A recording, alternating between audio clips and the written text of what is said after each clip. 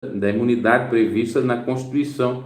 Isso tudo é pensando em 2022 para ganhar o voto dos evangélicos, porque as igrejas são perdoadas, isso agrada aos mercenários ditos pastores, e aí os ditos pastores vão servir como cabo eleitoral do Bolsonaro, dizendo lá nas suas igrejas: vote no mito, que ele perdoou, que o mito é favor à igreja. Na realidade, o mito é favor à empresa.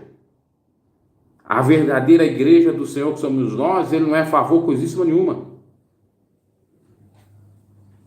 porque ele é um anticristo. Não é a questão política, não, é na prática dele que a gente vê. Vamos lá.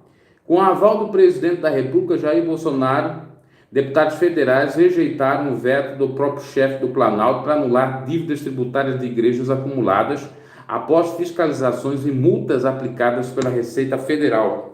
Agora a votação depende do Senado. O que deve ocorrer ainda... Bom, já ocorreu nessa quarta-feira agora, né? Conforme o sistema em tempo real do Grupo Estado revelou, então, perdão de mais de 1 bilhão. Vamos ver aqui a notícia mais atualizada. Após o perdão de dívidas das igrejas, bancada evangélica mira benefícios tributários em indicação ao STF. É aquele que o Bolsonaro dizia, um ministro terrivelmente evangélico. Em outras palavras, um ministro terrivelmente charlatão. Ou defensor daqueles que cometem o charlatanismo. Vamos ver aqui o Congresso, vamos ver o Senado. O Senado acho que já decidiu, a não ser que não decidiram ainda, porque, tá aqui, senadores confirmam perdão de 1,4 bilhões de imposto de igrejas. Não foi só os deputados, mas também os senadores, que faltava. Vamos lá. Ao derrubarem o conjunto de vetos do presidente Jair Bolsonaro, sem partido, nessa quarta-feira, senadores confirmaram a decisão já tomada mais cedo pelos deputados federais e permitiram o perdão de dívidas tributárias contraídas por templos religiosos. Esse veto foi alvo de polêmica entre Bolsonaro e a bancada evangélica.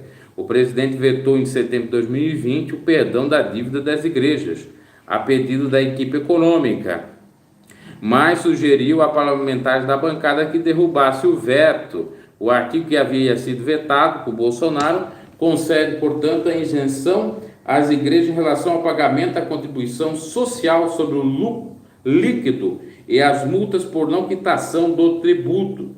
Na ocasião, o Ministério da Economia, que é contra o perdão da dívida, ou seja, o Paulo Guedes, ele estimou que o impacto nas contas públicas é da ordem de mais de 1 bilhão.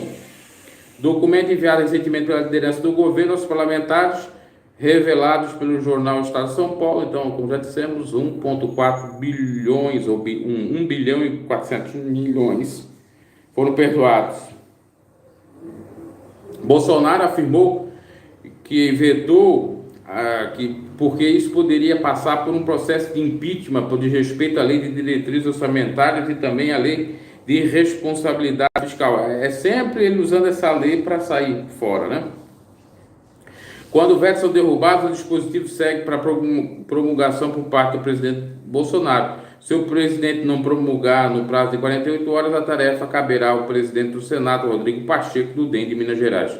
No conjunto de vetos derrubados, o presidente do Senado, Rodrigo Pacheco, retirou o pacote anticrime aprovado pelo Congresso em 2019. A votação deverá ocorrer em uma próxima sessão do Congresso para apreciação de vetos, ainda sem data agendada. Mas 6 deputados haviam derrubado um veto do presidente que impediu o uso de escutas não autorizadas desde que fosse para beneficiar os acusados de crimes. O item constava no pacote anticrime e previa a utilização desse tipo de prova apenas pela defesa dos réus. O presidente havia vetado essa possibilidade, alegando que o uso do grampo, não autorizado por uma das partes, violaria o princípio da lealdade processual.